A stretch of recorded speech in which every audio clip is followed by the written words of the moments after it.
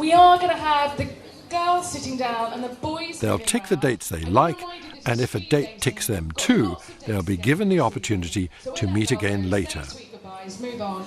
But for the moment, if you want to go and sit down, okay, I hope you all have fun. The encounters are 3 minutes long. Research on relationships reveals that people often form an impression of each other within the first 5 seconds. These processes are clearly at work here. We can see it in their eyes and in their facial expressions.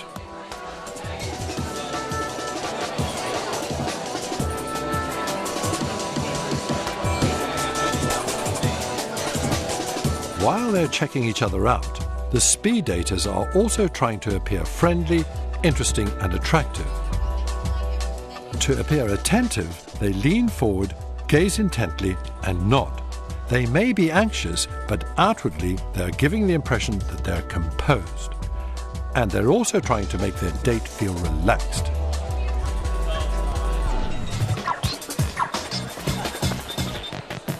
One thing guaranteed to help someone relax is laughter. One of the clues as to whether or not a relationship is going to work out is laughter. Men love nothing more than to make a woman laugh. And what women are looking for is a man who makes them laugh. That's why people rate a sense of humour in a potential mate so highly. You'll often see men trying to make women laugh. Laughter is an integral part of sexual attraction. Psychologists have discovered that the more a woman laughs during a first date, the keener she is to meet the man again. Surprisingly, laughter and smiling are quite different things. They are performing very different functions.